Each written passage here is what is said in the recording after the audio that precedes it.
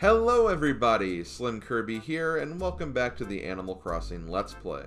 You are currently watching the abridged portion of this playthrough, where I cut out all the fluff and simply talk about my adventures of playing through an entire year of Animal Crossing in a summary format. If you'd rather watch the playthrough in its entirety, check out the video description for a link to a playlist that has all the episodes and stream sessions I've done raw and unedited. But if you'd rather stick around for these videos, well, just sit back and enjoy my adventures through Popstar. Wednesday, January 16th. Today was a lot more packed than the previous day, and it's not just because we're on Lighthouse duty now. Doing this job is painfully simple.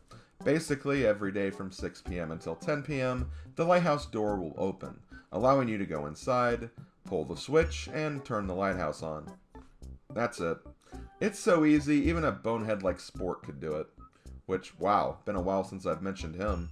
I wonder how he's doing these days. Anyway, honestly the biggest difficulty with this process is just remembering to do it, and of course keeping the streak going for the next week. It's so minimal that I could see someone spacing it pretty easily, so try your best to keep a reminder for yourself. I did have a neighbor day today too, and there were definitely some cool, or at least relevant things that resulted from it. For one, it seems like Coco and Penny are fighting a lot, which is never good when same-acre neighbors end up fighting, because then we have to take sides. And as cool as Coco looks, I gotta go with my girl Penny here, just because she's been around longer and has never really given me any reason to doubt her. Besides, I have to admit that Coco isn't really standing out in this town as much as I initially thought she would, which is a little disappointing. I talked to Curly today too, and gave him a really dumb catchphrase of oinky woink for God knows what reason. But perhaps the biggest development was the nickname that me and my chat started giving Rhoda, in the form of Rainbow Rhoda. You know, I'm actually kinda happy we found something for Rhoda. I wasn't sure what to think of her at first, but she's starting to come into her own here in Popstar, and after Ava's departure, we need that from another chicken. I also played some more Igloo games with Dina since she was in the Igloo again. I only got one exclusive Igloo item this time, but I got a couple of other things too, and I ended up making quite a lot of money as well. Even though she can force you to spend a lot on the final item of her listing game, her other game allows you to earn some coinage, and if you get lucky, you can end up doubling your bell amounts quite easily in this fashion, at the cost of just one of your furniture items. So yeah, Dina continuing to be the Igloo MVP. Gracie was also in town today, and gave us a snow shirt, and after two snowballs appeared in relatively close proximity, I had to get my revenge on the Frosty Menaces after my hell with snowmen last week. Yeah, how do you like that, Mr. Snowman? Bet my almost perfect creations don't seem so bad anymore, huh? Thursday, January 17th. Not a very long session today, just keeping up with the lighthouse duty, and I did make another mismatched snowman. This time with the opposite extremes of a really small head and a big body. Curly was in the Igloo today, but Igloo games just don't have the same excitement as they do with normal villagers, so I didn't really bother with him much. So many of the other villager games just depend on games of chance with all or nothing ramifications. I also wrote Rainbow Rhoda a letter today, giving my appreciation to her recent increase in coolness. Maybe it's not as large as Ava's redemption arc, but still, she at least has a nickname, I guess. Friday, January 18th. Another Lighthouse day completed, and since nothing much is going on for the mainland right now, I decided to head to Ice Cream Island, since it has been a while since my last trip. I wouldn't say this trip was completely productive, but probably had more stuff happening than the Popstar stuff. Cap'n sang about his cucumber wife again. We actually managed to get a piece of modern furniture from our digging venture. Still no island items though. And Flossie is still pretty cool. She definitely has a brand of sass that I actually find pretty appealing. If she actually lived in Popstar instead of being a whole boat ride away from us, I'd honestly have to consider her for potential waifu material. For now though, I'm satisfied with her just being a really cool friend of mine. Saturday, January 19th. Still got a little less than 2 weeks of January left, so let's keep pressing onward. After taking care of the lighthouse yet again, I checked in with today's Igloo visitor and was happy to see Lily. Not just because I really like Lily, but much like Dina, she is a normal personality type, which means more fun Igloo games. I actually made quite a bit of money today with Lily as well, and more than that, she did hand over a few items that weren't in my catalog yet, including a snowboard, which is another item you can only get from villagers in the Igloo, so another nice Igloo session, I must say. I should also mention that Sahara was supposed to be in town today as well, but since I've been finished with the carpet catalog for a bit longer than a week now, I completely ignored her and let her do her business. I did have business with Wisp tonight though, and for helping him out, he actually gave me one of Wendell's wallpapers, which was nice because it's like I got an item from the Bizarro Sahara when you think about it, since Wendell is kind of like Sahara's opposite. Also, while looking for Wisp, I encountered a weird bug where a fish shadow was somehow on top of the bridge layer for some reason. Weird stuff, I gotta say. Oh yeah, it's Saturday, so name that tune, I guess. Also, KK a 2.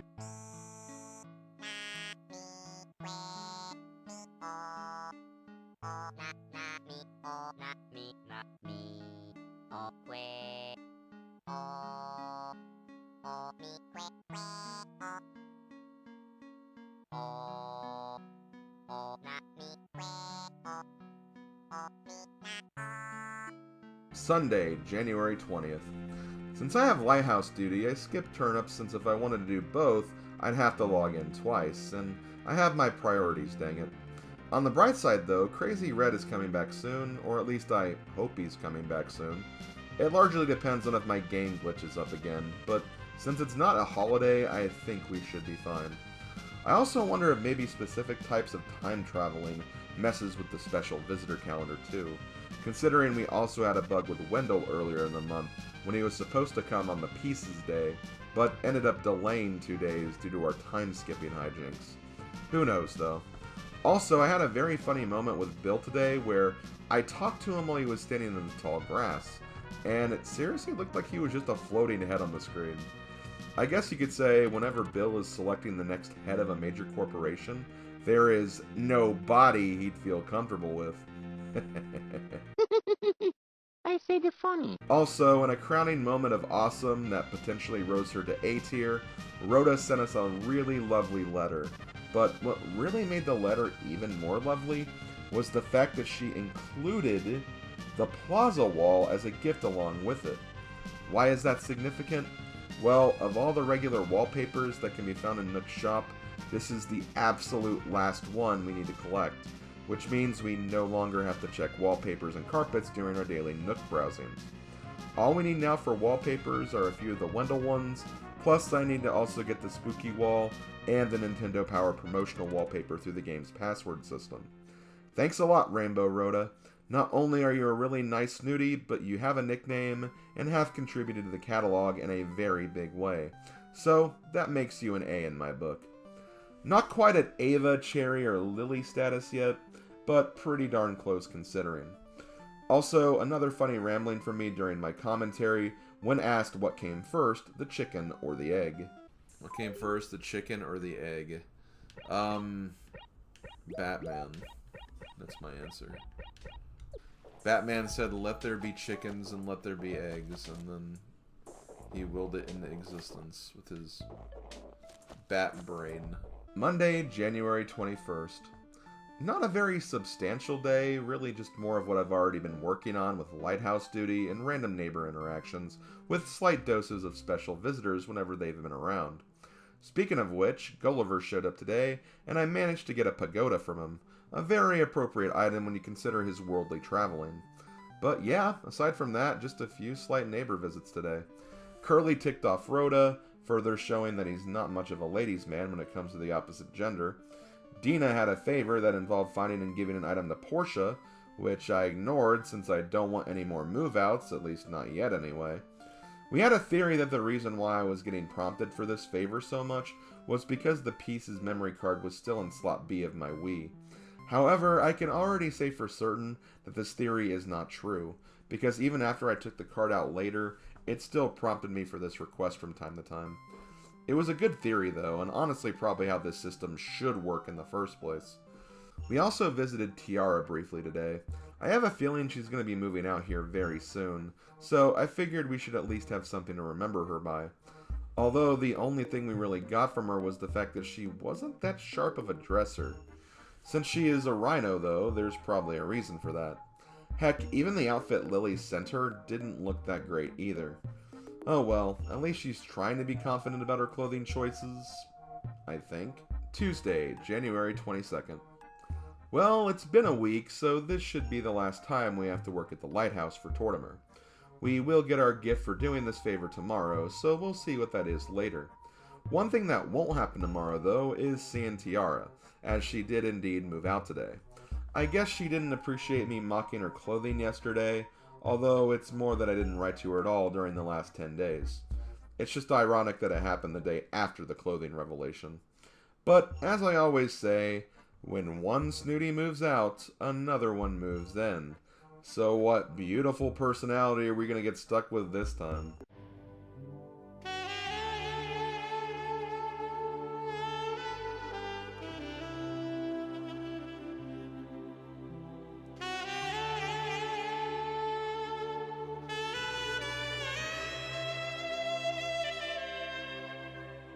Wait, who the hell was playing that music? Anyway, say hello to Freya, our first female wolf villager. Now, I got really excited to see that we had her here because, for one, I'm a huge fan of wolves, and two, I've had some history with the female wolf villagers in Animal Crossing games. Let's just say that in my first Animal Crossing Wild World town, the snooty wolf Whitney was actually, well, let's just say she was the cherry of that playthrough, for lack of a better term, and my character may have had a little bit of a crush on her, that's all. Now, we'll have to see if something develops here with this wolf, though. Still not trying to rush into anything, and it's always such a crapshoot with snooty villagers as it is. But hey, you never know how the cards will end up falling. But yeah, Freya seems really cool, and I look forward to seeing how she gets along in this town.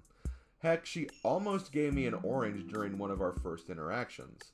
It ended up being a damn peach again, but hey, imagine how much that would have exploded her popularity if she did give me an orange. Any other developments with her? Well, we'll just have to wait and see. Although I will say that fellow viewer in front of the channel, Ringer15, does have a major crush on Freya, and doesn't try to hide it. So of course I'll be teasing him about it as much as I can in this playthrough.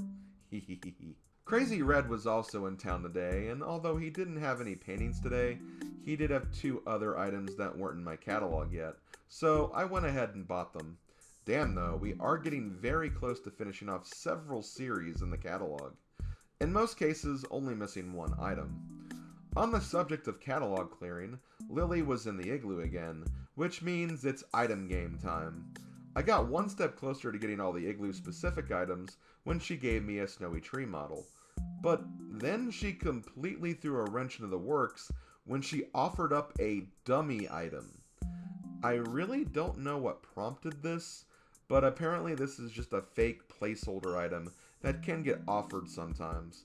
It doesn't have any practical purposes, I don't think it sells for anything, it's not even in the catalog, and if you place it in your house, it just looks like a white triangle with text on it. So, yeah, just get rid of it. Glad this actually happened, though, as it gave me something to talk about for this day. But what a very weird way to end this session. Wednesday, January 23rd. Not a super exciting day, but very relevant as Tortimer returns from his vacation and rewards us with a gift for taking care of the Lighthouse for him. And lo and behold, we get the Lighthouse model. Really now, did you expect anything else from this? Well, I guess that wouldn't be entirely off base, because in February we can and will do this again for Tortimer, and we will get a different gift from it as well, so we'll be back in that lighthouse before too long. Aside from that, it was a pretty standard day. Curly continued to tease us with the prospect of giving us an orange, which of course he didn't, and I thank my lucky stars that I'll be taking care of that myself very soon for good. I also got a letter from Lily that was pretty adorable and wholesome. She talked about wanting me to help her make lemon bars since she could never quite get the recipe right. And like, doesn't that just seem like the most friend-like or friend-centric letter to get from a villager in this game? I swear, Lily is such a cutie, and life in this town just would not be the same without her. Thursday, January 24th. Once again, not a super exciting day, but hey, At least it's not getting to the point where I'm making these entries just repeat everything I said for the last entry, or same as above, or something to that effect. At least something unique is happening each day. You just can't expect 366 days in this game to always be jam-packed, you know. Anyway, there were a couple of things worth mentioning here. One thing I forgot to highlight with the snowmen is that neighbors can actually ask you for you to build a snowman for them sometimes. Now, thankfully, they don't have to be perfect, thank God, but still, you do have to go through the process of finding the snowballs and not losing them, which I unfortunately struggled with today when Mama V asked for this favor. Geez, even after I gave up on getting all the snowman items, this process is still haunting me. In more successful favor news, Freya asked for a ball, and even with an awkward starting location for the ball, I managed to give her what she asked of me. Heck, she even met me halfway at Curly's house, which was a nice surprise. I guess even when you're a wolf, you can't escape that carnal canine desire of playing with a ball, huh? Jeremiah also buried a steamroller underground today, which I don't know what's more surprising, the fact that I haven't gotten this item yet, or the fact that he got an entire steamroller underground. Hint, it's the latter. I also got a nice surprise with Wisp tonight when his reward was a Black Queen chess piece, a very rare and expensive Nook lottery item. Better than a freaking gyroid anyway. Also, happy 8th anniversary of Mario Party 2 today, I guess. Well, in terms of the game time anyway. Not really significant in any way, I just always remember that game released on January 24th for some reason, at least in America. Friday, January 25th. Another quick daily exercise in January. Sahara came today, but I didn't see her. Not just because I have all of her carpets now and everything, but I also just didn't physically see her anywhere either. Oh well, no big loss. I did write Freya a letter today because I do think she's a keeper, at least for now anyway. Heck, with Valentine's Day on the horizon, maybe I should even write her another letter around then, and see if maybe she wants to go out sometime. Wouldn't hurt to ask, right? Valentine's Day isn't an official holiday in this game, as in you don't really get any unique rewards for it or anything, but I still think it gets acknowledged at least. One holiday that does get recognized, though, is Groundhog's Day on February 2nd, as we get a bulletin board post announcing the festivities. On that morning, we'll find out how long the rest of this winter is supposed to last, and hopefully it's not much longer either. I am getting kind of tired and bored with this snow, admittedly. As far as any other happenings, I did have some neighbors trying to rip me off and take money from me, the most obvious being Mama V. Like, seriously, just look and listen to this. Okay, Valise. First of all, 61,000 is way too much for a wallpaper or carpet. Second, the plaza wall you just teased me with, I already got it. I got it from Rhoda finally, another Snooty that, actually gifted me that. Which means I didn't have to pay for it. Third, screw you. Anyway, time to move on to the weekend. The final weekend in January, no less. Saturday, January 26th. January has been a very lukewarm month for me, and sure, we're in the middle of winter, so expecting some hot action is probably foolish in retrospect, but it seems like even when I do find a goal or task of some kind, there's always something that shortchanges it. For example, Dina was in the Igloo again, but this time she didn't deliver on the goods. Which, I get it, we filled up our catalog quite a bit with just the last few Igloo visits, but with at least another Igloo item on the table and still some other furniture items to get, I would have expected to get something in almost 25 minutes of grinding this out. Heck, she even offered the dummy item again, but still, nothing. This won't hurt Dina's newfound standing in town, though. Sometimes this is just the luck of the draw, I guess. I also heard back from Freya with my letter yesterday, and I guess she didn't really care for it. She said my letter was dirty, but like, come on. I may have a little crush on you, but I would never write anything inappropriate or suggestive, especially when recording and streaming this game for an audience of hundreds or thousands. Whatever, on to the music, I guess. My town tune this week was very appropriate for the time I streamed this session back in November. Let's just say a certain game had come out and I wanted to capitalize on the hype. Name that tune.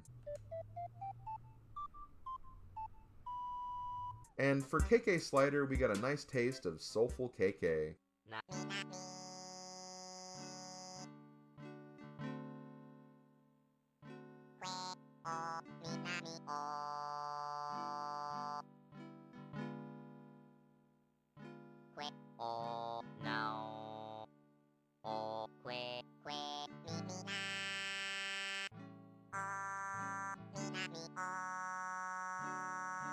Oh, and before I forget, happy 200th day, everyone.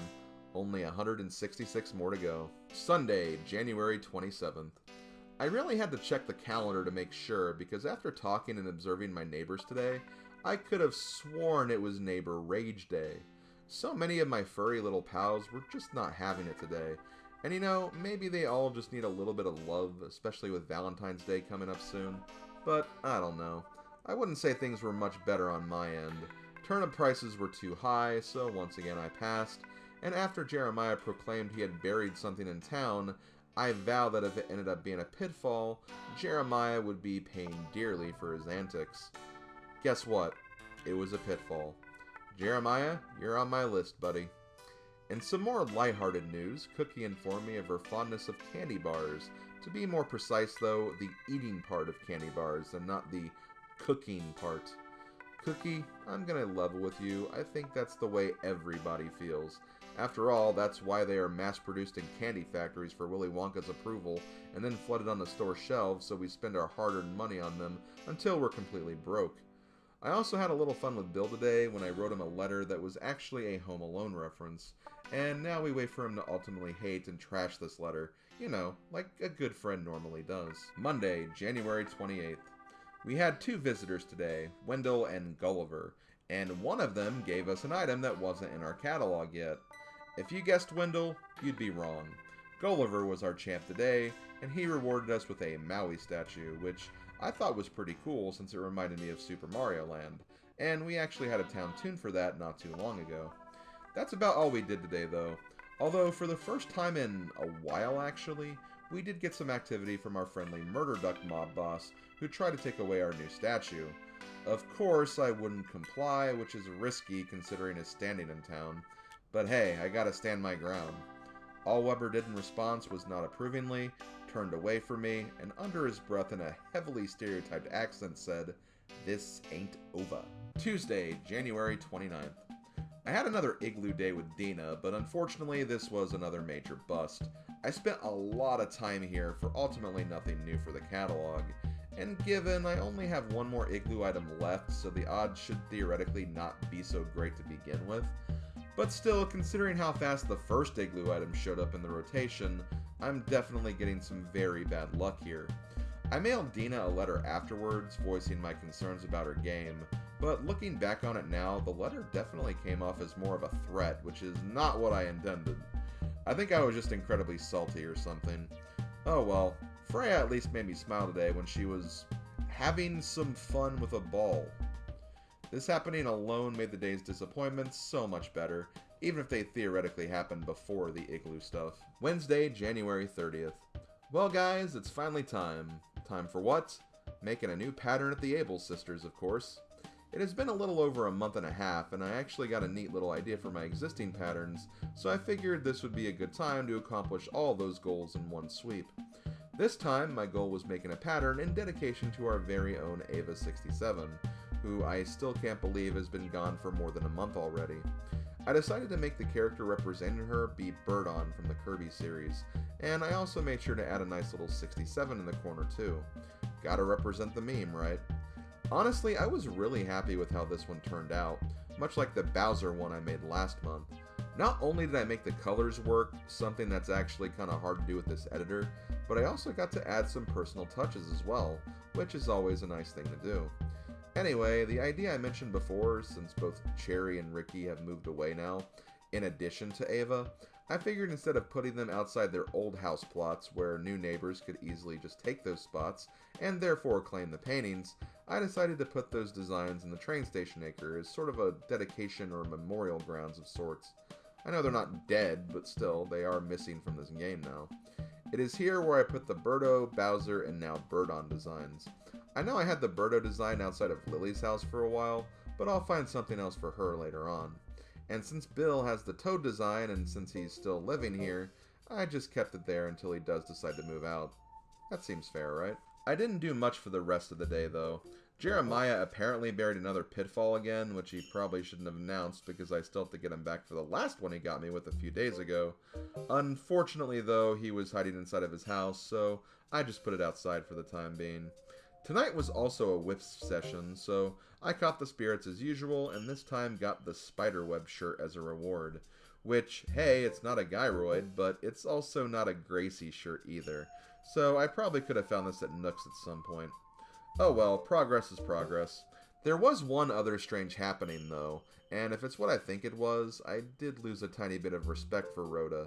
But while I was looking for Wisp, I may have caught her and Caesar of all villagers doing something scandalous. Did I just walk in on them kissing? That's what it looked like they did for a second.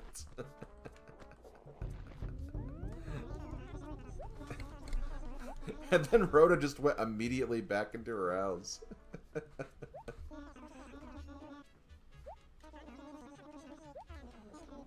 Oh, Rhoda, you can do so much better than Caesar. I really hope I just didn't see that correctly, because this is lore I don't care to expand. That will do it for another Animal Crossing episode. Thank you guys for watching, and I'll see you for the next one. Reminder that you can find links in the video description for the unedited recording sessions of this playthrough, as well as individual links to the streams in particular that featured the days covered in this episode summary. Until we meet again, this has been SlimKirby, and I'll see you guys next time. Later, folks. Everybody